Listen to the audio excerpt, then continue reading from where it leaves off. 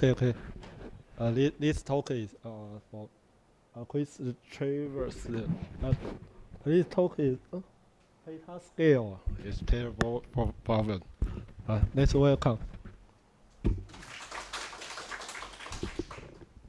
Thank you all for being here. So, at any rate, so my talk here is about building petabyte scale Postgres clusters using something I'm calling Bagger. We'll talk a little bit about what this is, what it's designed to do, and the trade-offs that come with any large petabyte scale deployment. If any of you have ever worked with Elasticsearch at the petabyte scale, you probably know that things that look like they work at 10 or 100 petabytes often don't work at 10 or 100 terabytes often don't work at a petabyte. So, yeah. So I've been around Postgres since 1999, so I have 25 years of experience with it. I've worked doing all kinds of things from application developer to database engineer. I've even contributed one patch for a race condition that was happening with Postgres. So I have a lot of experience with this. I love to go to conferences and talk, and I usually talk about either big Postgres deployments or the need for us to have human factors training in IT operations, particularly databases. So that's me. Always happy to talk more about these topics, but we'll probably want to go right into the agenda since this is a relatively short talk. So I want to cover basically 5 things here. First, why at a place where I used to work, we built a project called Bagger. The general design of that early version, some shortcomings, and then a design of an open source replacement, which I'll provide the GitHub link and some other things there for anybody interested. And then trade-off lessons, because I've worked with multiple petabyte scale deployments of basically fleets of Postgres servers. And depending upon what you're trying to do, your design decisions may end up being quite different. Right? So Bagger is designed around one workload. If you need to do something like a distributed data warehouse, you're going to have to think about problems differently. So life before Bagger, when I was at Adjust, we used Elasticsearch, and we had 1 petabyte for 30 days of data. We were only retaining 30 days. We had 1 petabyte, and velocity made that system 100% unusable. In fact, the overall joke was it was an extremely expensive dev null. We could write to it. Oftentimes we couldn't query it. And if things went down, they would go down catastrophically.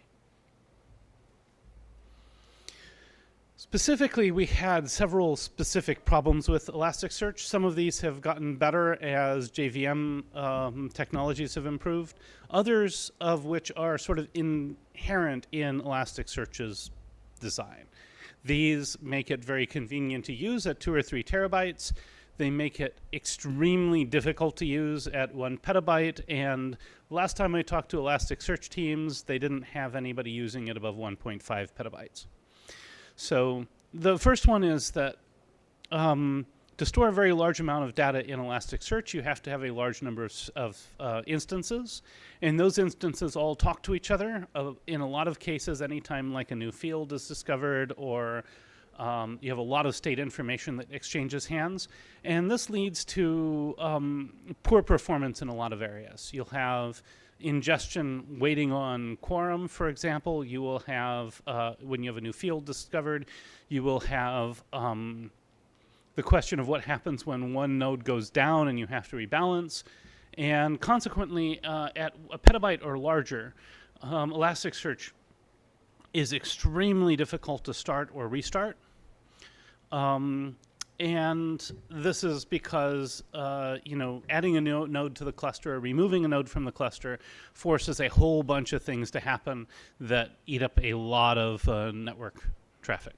Another major problem that we had, and this has probably been resolved since, is that garbage collection stop the world events would knock nodes out of the cluster. This was because we would run with about, I think, hundreds of gigabytes of RAM basically allocated to the Java stack or the Java heap. And when you would go through to sweep, mark and sweep, this would sometimes take minutes. So the software pauses for minutes, it misses its heartbeats, it drops out of the cluster, everything rebalances, that eats up more, that puts more stress on everybody else's garbage collector, and sometimes you can end up in a cycle, sort of a graveyard spiral, if you will. The other major graveyard spiral we would hit was what happens if somebody would run a query that would exceed the heap limitations of one of the nodes. And this is, what would happen is you'd get a Java heap exception, and then the front-end libraries would very helpfully retry the query. So you've just knocked a node out of the cluster because it had a Java heap exception, it's resyncing, and now you just repeated that query and you're gonna knock the next node out. And then you're gonna repeat the query and you're gonna knock the next node out. And then you're gonna repeat the query and then you're gonna knock the next node out, and so forth. You can imagine the kinds of problems that we would have working on that kind of scale. One of the things we also had to do is we had to use very fixed schemas. And the reason is Elasticsearch has all the schema discovery logic.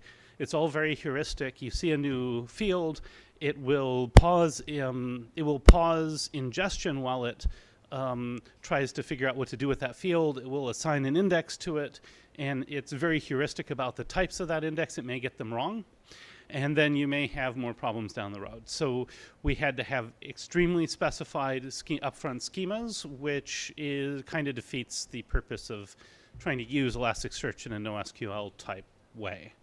Some of these have gotten better. The garbage collection ones in particular, I think, are much, much improved. However, it's doubtful that all of these have improved to the point where you can use it at, say, 2 or 5 or 10 petabytes. And so we had to move from Elasticsearch. We needed something fast. We evaluated a bunch of technologies, and then we built our own. The idea was minimalist design, fully schemaless. We specify indexes. We don't specify document schemas. That it would be linearly write scalable forever. And it was built for write-heavy, read-seldom workloads. So this was built specifically for log management, where you're going to write very heavily all the time, but your read scalability doesn't need to be there. And so, in fact, read scalability was more or less static, well, probably closer to logarithmic, but logarithmic scalability isn't very good, right?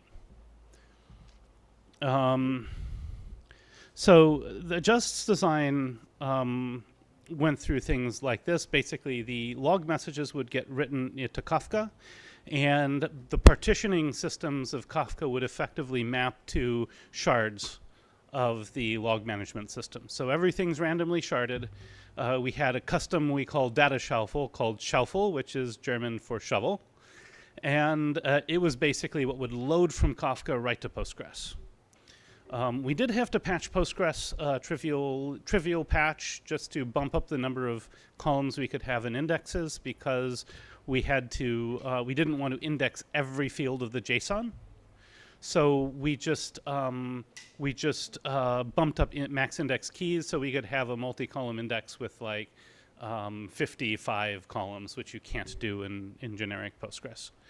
And then it just stores JSON-B documents. We filtered out things with embedded nulls and other things that Postgres can't support. And we used a C language routing trigger. So very minimalist design. Everything comes in. It has much of the same. It pulls some ideas from Elasticsearch, but basically strips down a lot of the coordination to the minimum, bare minimum. We wanted to open source it, but we couldn't just like release the source code because there were a lot of assumptions to adjust internal business and operations, and you don't open source software when that's the case. There was a lot of statically defined partitioning criteria. That was one aspect of that. And a big part of the problem here is that we wanted to fix all these, but we never had the time or budget. So Then I left Adjust, fast forward about 2 years.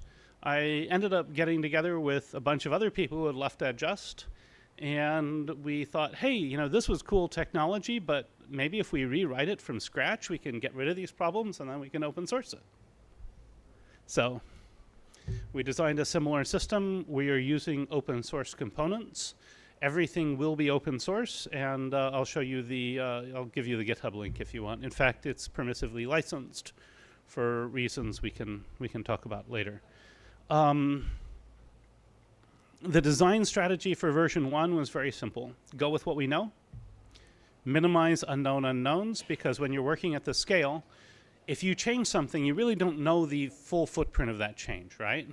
And so we decided to build something as close to what we had previously worked with as possible, while at the same time making it generally useful for everybody.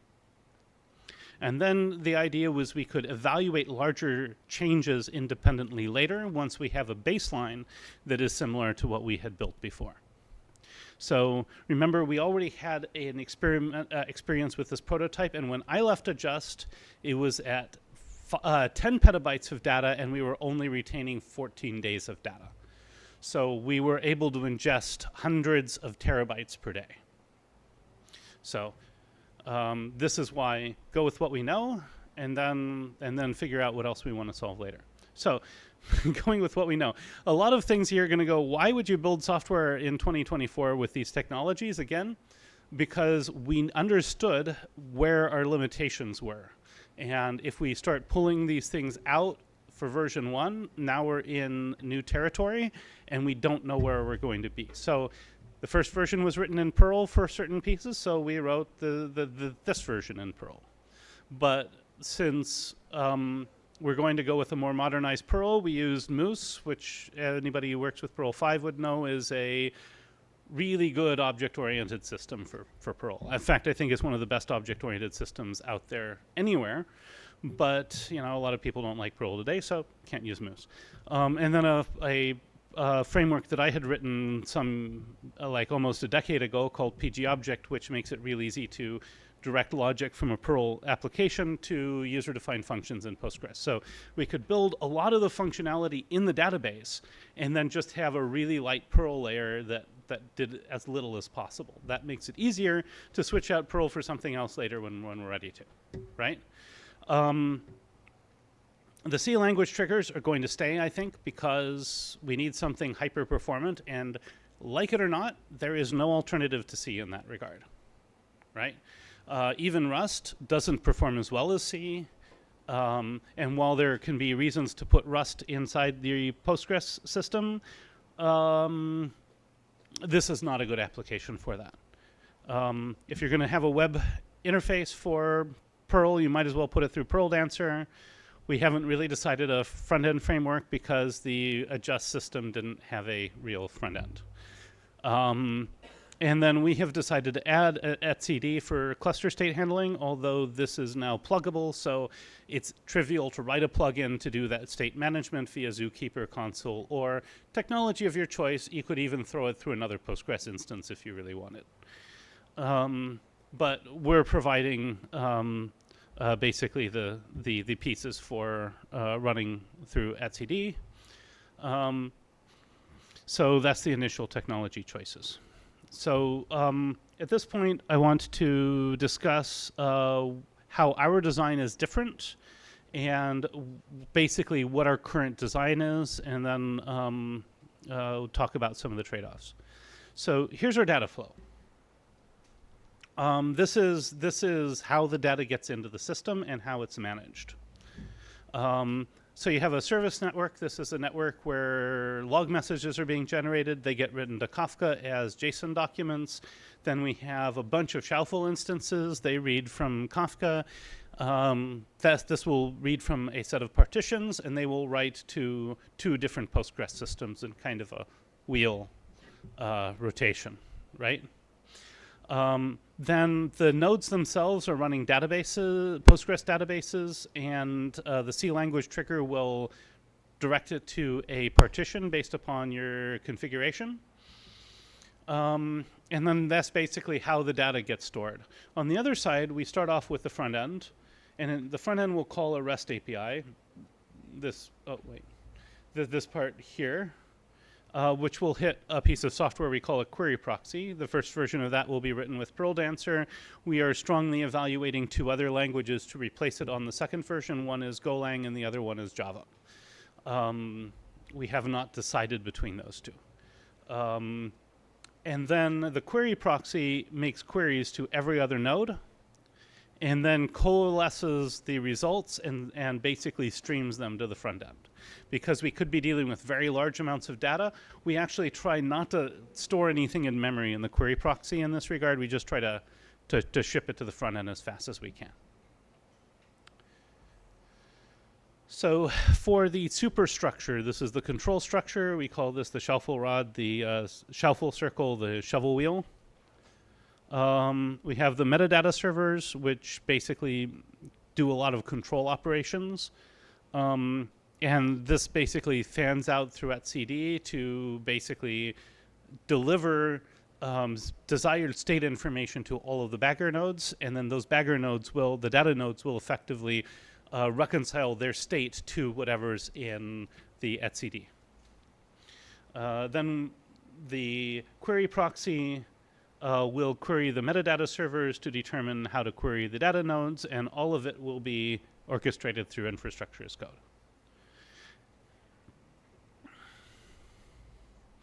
So the current status is the node control infrastructure is pretty complete. Not fully tested, but is pretty complete. The metadata server schema and functions are complete and tested. The C language trigger is in progress. I made some progress on that yesterday, and I kind of expect the C language trigger to be finished up in the next couple weeks. We have a Postgres config done that will help export metadata via a REST API. The query proxy, sorry about the typo there, is not done, and the front end is not done. So we'd love to have people get involved, but obviously this is a niche area, so if you don't want to, no hard feelings. Beyond the first version, here are some things we really want to evaluate. Better language for the query proxy. I mentioned Java and Golang. We have also evaluated C. C has some advantages, but writing a web service in C doesn't really seem like a very pleasant thing to do. So probably Java and Golang are most likely to be the finalists there. Another question is, do we want to integrate CitusDB? Does that provide benefits or drawbacks? If so, how do we integrate it?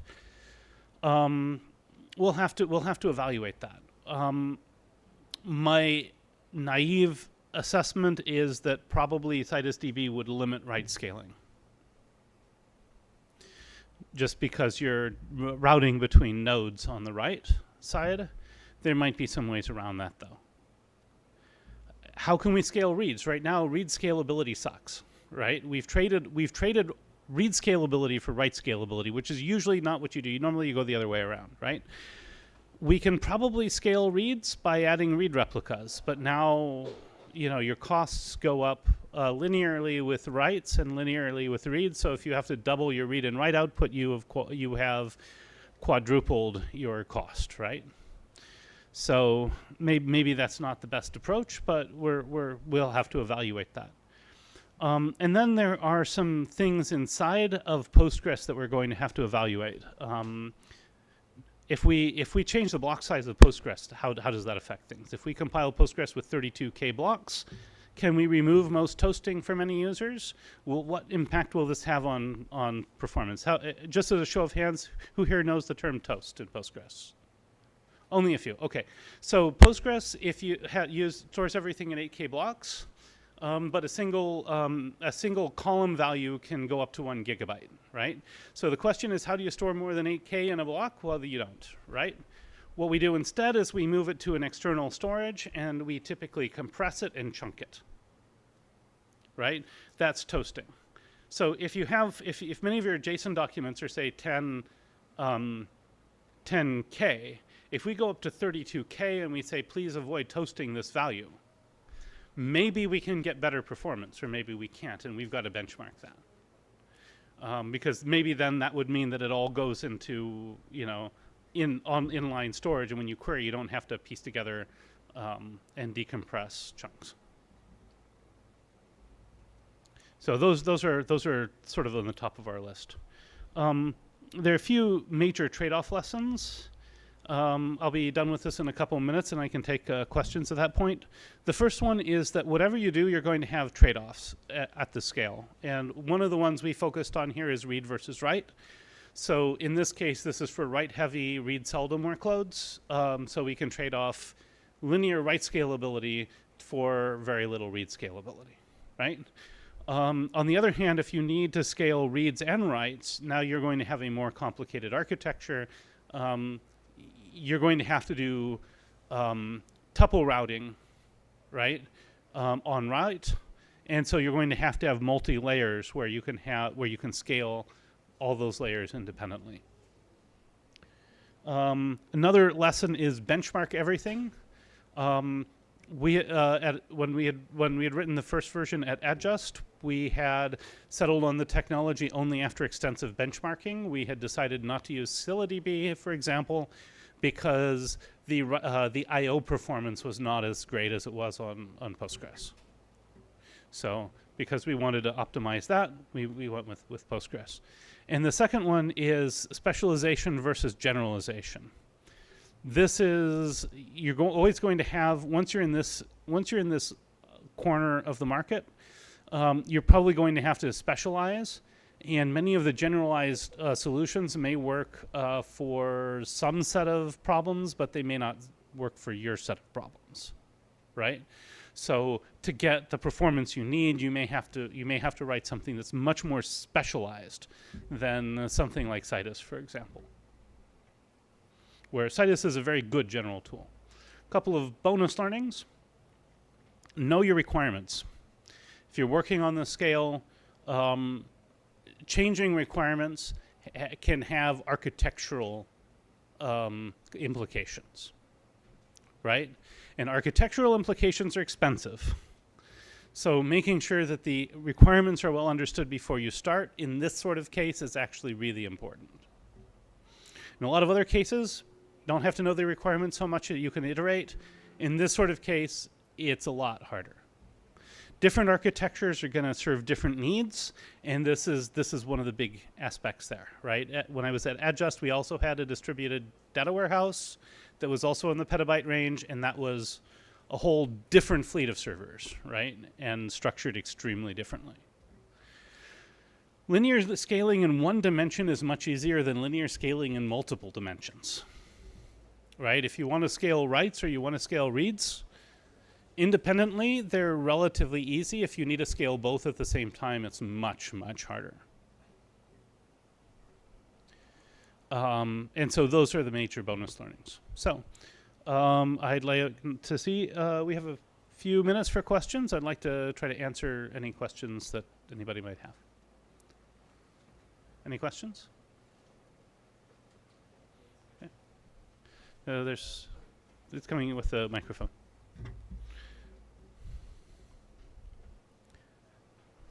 How many nodes did you use when you had the Elastic machines? So I think we had like almost 40. And were they physical nodes? Because you mentioned they had these a were lot all bare of RAM. metal. These were bare metal nodes, yes. Yeah. And then and when we went to Bagger, we cut it down to like 20. yeah, makes sense. Have you looked at ClickHouse? Because it seems Yes. like a lot of ClickHouse is very interesting in this regard. I think it's a very interesting technology. The sorts of guarantees you get in terms of atomicity are different, so you have to build your application around those guarantees.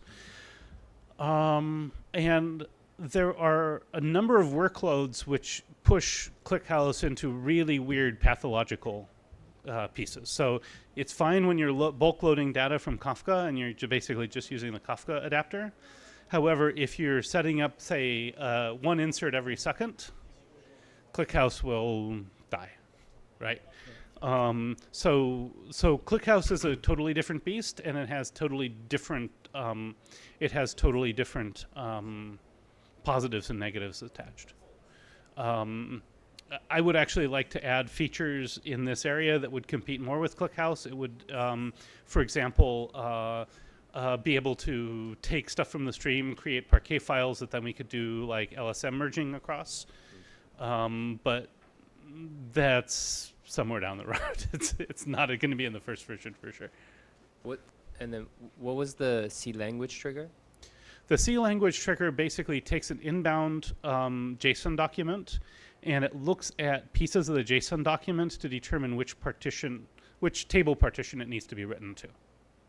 So that means that we can then prune periodically and deal with retention issues and stuff like that seamlessly, and that the shuffle system doesn't have to know the internals of the partitioning. So do you do rebalancing? So we are not including rebalancing in the first version because rebalancing is protocol heavy. And this is one of the things that can get you into trouble. What I'd like to do in future versions is to add a separate rebalancing job that can basically go through and rebalance when the administrator says it's necessary. This would avoid a lot of the automatic state handling that can cause problems at scale in this regard. So, was there another question? Because then the last one would be like, why did you choose Kafka as part of the design? So we had chosen Kafka just because we had a lot of Kafka and a lot of knowledge of Kafka in that place. In theory, because of the way Shuffle works, we could write adapters to other bulk queue delivery systems like Pulsar or Red Panda. I don't think we'd want to do it for like RabbitMQ because we need to be able to do the bulk loads, but it could, these things already exist for, say, reading bulk from Redis queues that would be Redis lists and writing them elsewhere. So it doesn't have to be Kafka, but Kafka is what we're currently using for doing the partitioning because it's what we had. We could write something else if somebody needed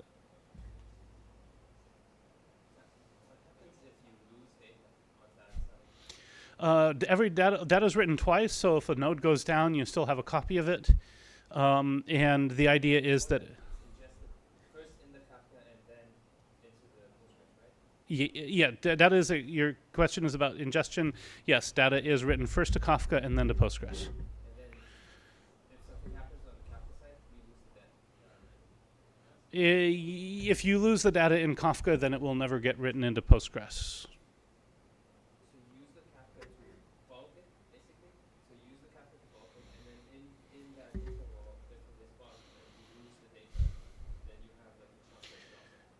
Your question is about if data is lost in the Kafka side, then you can lose that data that's currently buffered, and that's correct.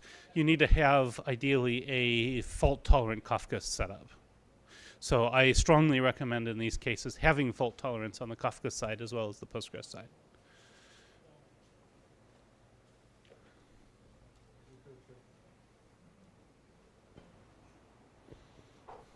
Okay, thank you all.